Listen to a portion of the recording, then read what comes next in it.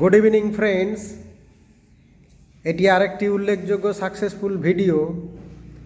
Homeopathy constitutional treatment রোগীকে যে সব দিক থেকে ভালো করতে পারে, এই ভিডিওটি তার আরেকটি জ্বলন্ত উদাহরণ।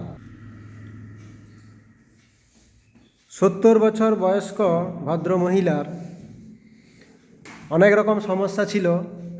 মেন যে প্রবলেম সেটা হচ্ছে ইউটেরাইন প্রোলাপস। ইউটেরাইন প্রোলাপস 4-5 বছর ধরে ছিল। তার সঙ্গে মাথা ঘুরত, অ্যাসিড ডিসপেপসিয়া ছিল, আর ঘন ঘন প্রস্রাবের বেগ, রোদ সহ্য করতে পারতেন না, আর হচ্ছে সারা শরীরে রিংওয়ার্ম ছিল, যেটাকে দাঁত বলা হয়, রিংওয়ার্ম, ফাঙ্গাল ইনফেকশন, এবং বুক ধড়পড় করত। এইগুলো হচ্ছে মেন সমস্যা। ওনার পাস হিস্ট্রিতে জন্ডিস হয়েছিল, জিআই আলসার হয়েছিল, আর রিংওয়ার্ম আগেও ছিল, এখনও ছিল, মলম লাগানো হচ্ছিল। আর ফ্যামিলি হিস্ট্রিতে mother suffer from tuberculosis, heart patient, 2-3 বার স্নান করতে পছন্দ করেন, খুব সহজে সর্দি কাশি লেগে যেত, খিদা বেশি, খিদা সহ্য করতে পারত না। ডিজায়ার অ্যাভারশনের মধ্যে উনি মাংস পছন্দ করেন, লবণ পছন্দ করেন, তেতো খেতে পছন্দ করেন, রুটি পছন্দ, মিষ্টি অপছন্দ, পিপাসা বেশি, জিভটা শুকনো ছিল এবং ফাটা ফাটা ছিল, আর মুখ দিয়ে লালা পড়তো। স্টুল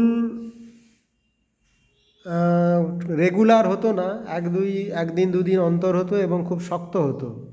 প্রস্রাবের বেগ আটকে রাখতে পারতেন না, সারা শরীরে ঘাম বেশি। এই হচ্ছে মেন কমপ্লেন।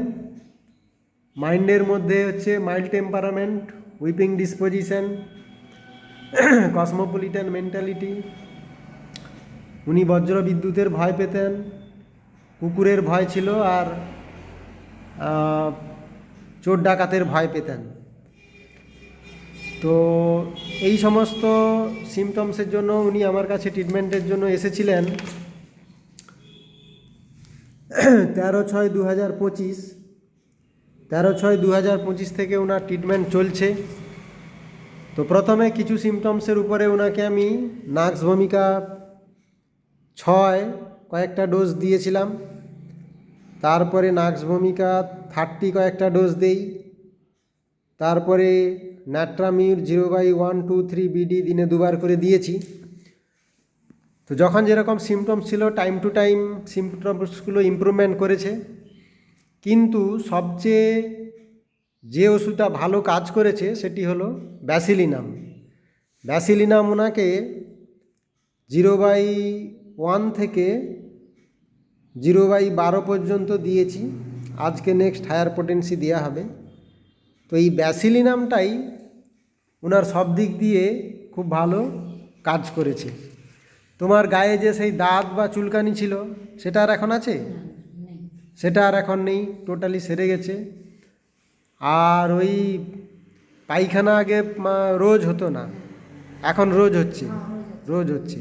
এই পায়খানার প্রবলেম হলে, রোজ না হলে, শক্ত হলে, তখনই চাপ সৃষ্টি হয় এবং পায়খানা করার সময় চাপ দিলে ইউটেরাইন প্রোলাপস সেটা বাইরের দিকে ঠেলে বেরিয়ে আসতো। আচ্ছা, সেটা যেহেতু স্টুল এখন রেগুলার হচ্ছে, নরম হচ্ছে, তো বেগ বেশি দিতে হচ্ছে না, সেই জন্য সেই যেটা ইউটেরাইন প্রোলাপস যেটা বাইরে বেরিয়ে আসতো, সেটা আর এখন আর আসে? সেটাও আর এখন আসে না। তাহলে ইউটেরাইন প্রোলাপস অ্যালোপ্যাথিক সিস্টেমে তো কোনো ওষুধই নেই, সার্জনের কাছে গেলেই বলবে অপারেশন করো।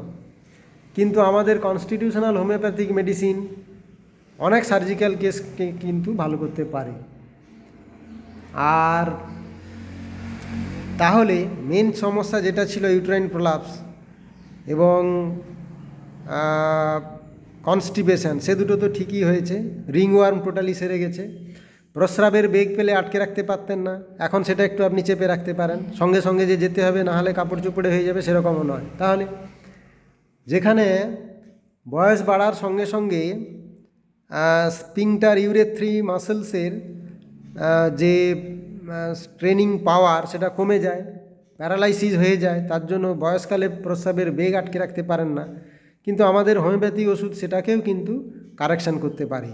তো এই ভদ্র মহিলার সেই সমস্যাটাও নেই, উনি এখন প্রস্রাবের বেগও আটকে রাখতে পারেন। তো ওভারঅল সমস্ত দিক দিয়ে পেশেন্ট ভালো আছে। তো এই ভিডিওটি হোমিওপ্যাথির একটি বিরাট সাফল্য, এটি দেখালাম।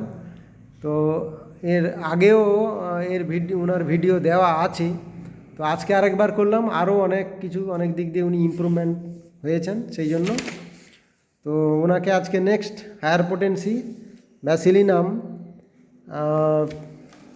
ব্যাসিলিনাম ওনাকে লাস্ট হচ্ছে 10, 11, 12 দিয়েছি। আজকে 13, 14, 15 0/13, 14, 15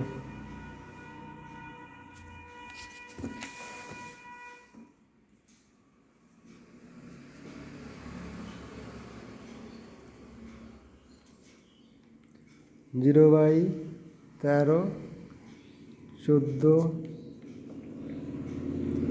15 বিডি।